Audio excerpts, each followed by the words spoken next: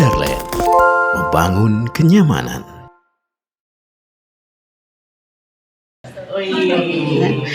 Assalamualaikum warahmatullahi wabarakatuh.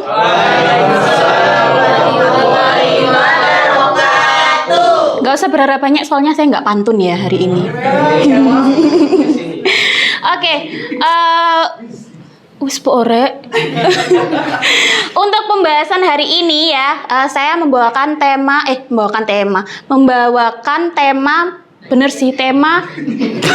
pembahasan dari isi buku Filosofi Teras.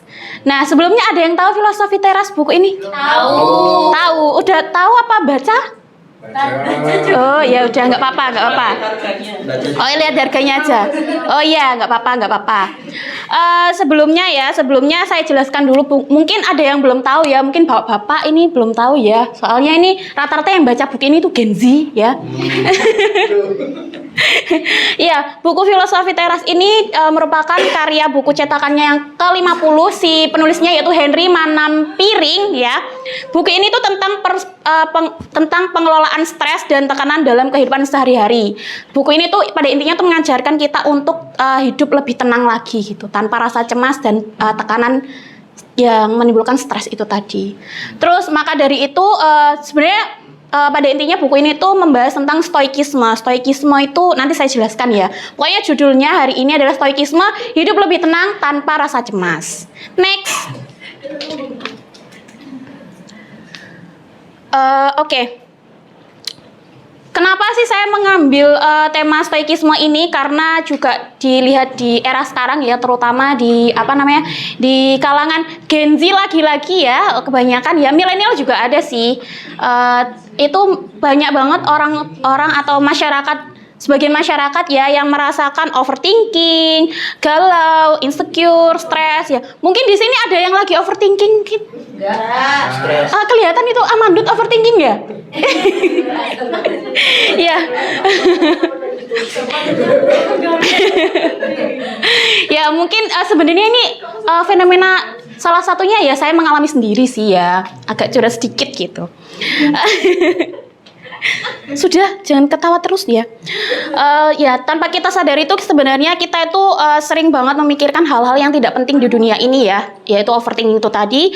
Kita tuh sering memikirkan hal-hal di luar kendali kita dan terlalu menaruh banyak energi kepada hal-hal yang tidak bisa kita kendalikan. Next. Duh, penjelasan stoikisme nih kok gerungono ya, Rek? Dek slide piro ya, aku lali, Rek.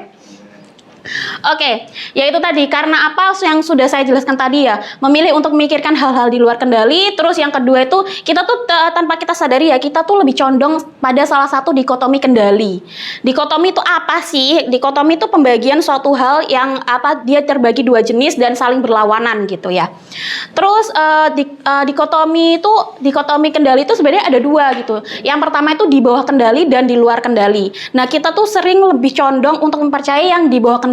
Jadi kita tuh selalu berusaha untuk mengendalikan semuanya yang ada di dunia ini. Kayak misal perencanaan misal soal hasil kerja gitu ya. Hasil kerja kita kan pasti berharap hasil pekerjaan kita itu misal saya sebagai content creator, pengennya saya ya kontennya FYP gitu. Tapi pada kenyataan juga ya nggak bisa langsung FYP terus gitu kan. Nah, makanya itu hasilnya itu di luar kendali kita. Makanya kita nggak boleh condong di salah satu dikotomi kendali tersebut gitu. Nah, terus karena pemikiran-pemikiran tersebut menghasilkanlah ini locus of control. Locus of control itu sumber keyakinan yang dimiliki seseorang untuk mempercayai bahwa dia tuh mampu mengendalikan semuanya yang ada di dunia ini.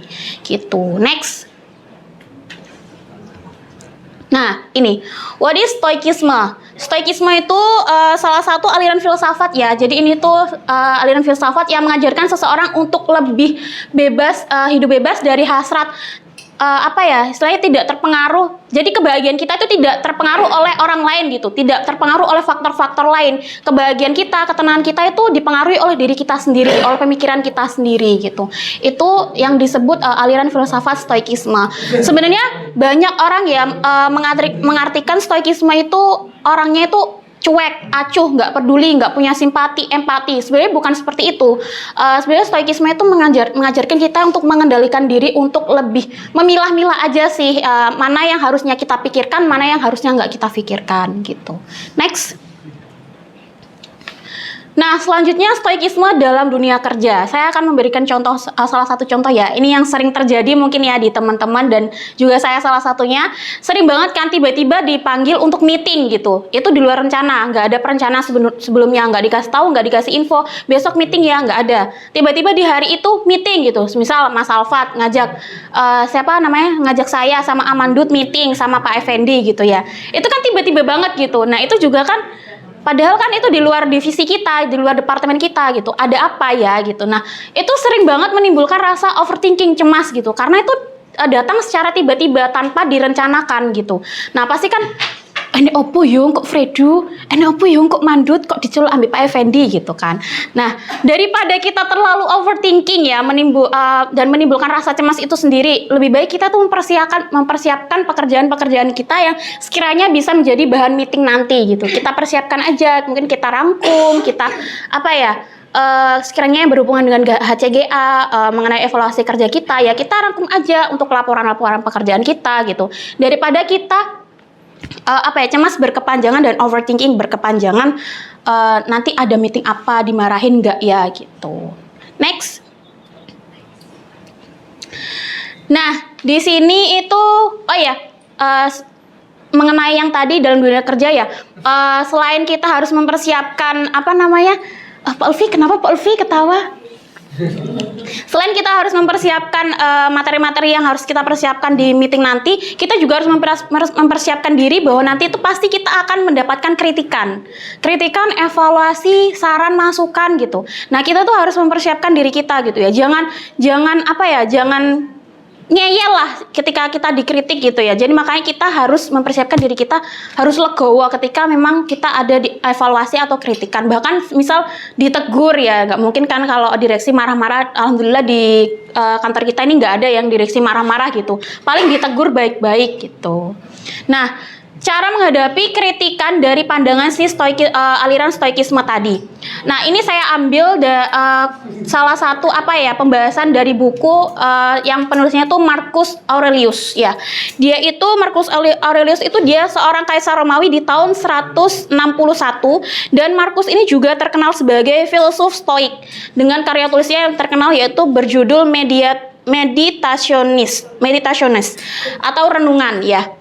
Nah, di sini hasil rangkumannya dari buku tersebut itu ya, saya contohkan ya.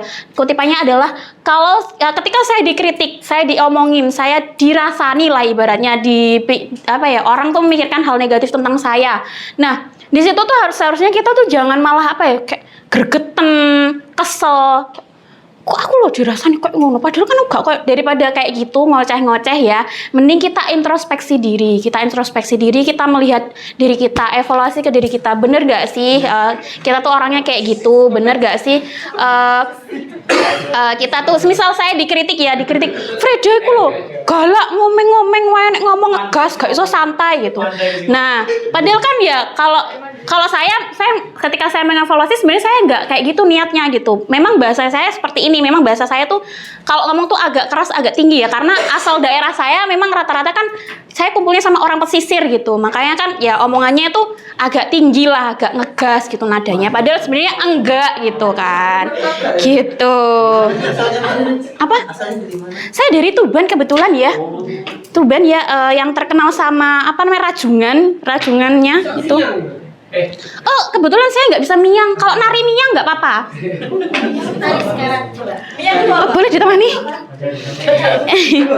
Ya. Nah, gitu, daripada kita itu jengkel sama orang tersebut gitu, mending kita tuh evaluasi diri kita gitu. Toh ya kalau memang evaluasinya mereka benar ya, itu juga akan berbalik ke diri kita tuh positif gitu loh. Dengan evaluasi tadi kita jadi improve diri kita gitu. Kita bisa memperbaiki diri kita menjadi lebih baik. Tapi ketika omongan mereka itu nggak benar, omongan mereka tuh ternyata apa ya, cuman tuduhan mereka aja lah, rasan-rasan mereka tuh ternyata nggak benar, ya sudah, toh yang rugi tuh mereka sendiri gitu, bukan kita. Mereka yang membuang energi mereka untuk membicarakan hal negatif tentang kita. Mereka yang sibuk untuk menyebarkan apa ya, omongan-omongan negatif tentang kita, padahal kita tuh nggak kayak gitu. Kita percaya aja, kita tuh nggak akan rugi gitu. Mereka yang akan rugi membuang-buang waktu mereka dengan hal-hal negatif. Pertama, mereka juga dapat dosa. Kedua juga mereka waktunya terbuang yang harusnya bisa dipakai untuk bekerja gitu kan. Next. Nah, ada istilah Latin lain yaitu premeditatio malorum. Nah, ini tuh istilah Latin yang mengontemplasikan keburukan atau membayangkan masalah-masalah yang belum terjadi. Kadang itu kita tuh salah artikan ya. Kita tuh sebenarnya di hidup ini tuh nggak bisa yang terlalu positive thinking. Terlalu positive thinking tuh juga sebenarnya nggak baik gitu. Misal terlalu berpasrah, terlalu percaya kalau nanti pasti ada jalan, pasti ada jalan sih. Tapi coba sisakan ruang sedikit di otak kita, di pemikiran kita untuk kemungkinan hal terburuk terjadi gitu. Karena kita tuh seorang manusia ya, kita manusia pasti kita tuh akan mengalami kegagalan, mengalami musibah gitu. Nggak mungkin nggak kan gitu. Nah, tapi di sekeliling kita saat ini tuh kebanyakan malah menyalahgunakan hal tersebut gitu.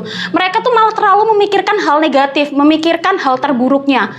Terlalu pemikiran negatif tersebut itu terlalu berkepanjangan gitu. Padahal kan seharusnya nggak kayak gitu. Semua itu ada porsinya masing-masing. Oke, kita cemas boleh, kita kepikiran boleh, tapi jangan overthinking gitu. Gitu sih. Nah, itu tadi ya. Nah, untuk selanjutnya, karena kita sudah memikirkan hal-hal negatif, kita di situ positifnya adalah kita bisa mempersiapkan plan lain. Ketika kita punya plan A, plan terburuknya, semisal plan A itu gagal, kita bisa beralih ke plan B. Nah, kalau semisal kita terlalu positif thinking, kita kan otomatis nggak punya plan B ya. Nah, kita kalau nggak punya plan B, ketika plan A itu gagal, kita akan panik gitu. Kita akan panik kayak, loh, piye ki kok gak iso, kok gak FYP yo, piye ki. Nah, kalau kita punya plan B, kita kan otomatis kita nggak akan panik. Ya mungkin panik dikit wajar lah, tapi nggak berlebihan gitu. Nah, setelah itu kita langsung pasti bergerak melaksanakan plan B tersebut gitu. Nah, next. Oke, jadi sebenarnya ya kesimpulannya di sini adalah di hidup kita ini ya, di hidup kita itu tetap harus berusaha semaksimal mungkin ya. Kita harus tetap berusaha semaksimal mungkin, sebaik mungkin di dalam kondisi apapun ya, di tujuan apapun itu, entah mengenai rezeki, pekerjaan, mengenai mungkin yang belum dapat jodoh, mengenai jodoh gitu kan. Nggak usah terlalu overthinking memikirkan hal tersebut. Yang penting kita berusaha memperbaiki diri, melakukan hal yang terbaik, kita nanti pasti akan mendapatkan yang terbaik juga gitu. Karena semuanya itu berdasarkan apa yang kita lakukan. Allah itu pasti akan mengabulkan doa-doa kita kok. Makanya kita terus berdoa aja dalam situasi apapun, karena kita juga nggak tahu ya di detik keberapa, di menit keberapa itu Allah akan mengabulkan doa kita. Gitu. Masya Allah. Nah, itu tadi yang pertama, berikhtiar, berusaha sebaik mungkin. Tapi jangan lupa sisakan ruang kecewa. Karena sebaik apapun kita berusaha, kita harus menyisakan ruang untuk kecewa gitu ya. Semisal kita sama teman kita udah jadi berusaha menjadi teman yang terbaik nih. Tapi ternyata teman kita itu malah mengecewakan kita ya. Harusnya kita ya sebagai manusia menyisakan ruang kecewa tersebut. Toh ya teman kita itu juga manusia biasa gitu. Semisal saya sama Amandut gitu ya. Kan sehari-harinya saya berdua sama Amandut nih di ruangan gitu ya. Otomatis kan yang saya hadapi dia terus gitu. Nah, saya mungkin bisa dibilang pasti karena berdua terus bisa lebih deket kan hubungannya. Tapi di situ saya harus menyisakan ruang kecewa karena dia juga seorang manusia biasa gitu. Semisal saya ngomong, dia nggak ngerespon. Oh ya udah, mungkin memang dia orangnya seperti itu, nggak bisa multitasking gitu ya. Ya jadi itu kita nggak usah lah terlalu sakit hati, terlalu mengambil omongan gitu, nggak usah gitu. Ya masuk kuping keluar kuping kalau memang nggak berguna gitu ya. Kalau memang berguna ya udah kita cerna aja gitu. Gitu. Nah, untuk sisanya jangan lupa untuk berserah diri kepada Allah Subhanahu wa taala. Kita bertawakal aja gitu ya. Kita bertawakal aja lah untuk hasilnya tuh nanti bakalan seperti apa gitu ya. Dan yaitu tadi, kita harus selalu siap bahwa ada potensi kegagalan dan kenyataan yang tidak sesuai dengan harapan kita. Itu. Yang penting kita sudah berusaha sebaik mungkin, percaya aja kalau kita akan mendapatkan hal-hal yang terbaik dan nanti ada timing terbaik kita mendapatkan kesuksesan tersebut, mendapatkan pasangan yang baik, mendapatkan rezeki apa yang kita inginkan gitu ya. Semua orang tuh pasti akan mendapatkan hal tersebut, semua orang pasti doanya akan terkabulkan, tapi di timing dan porsinya masing-masing. Seperti itu. Sekian, terima kasih. Kurang lebihnya mohon maaf. Wassalamualaikum warahmatullahi wabarakatuh.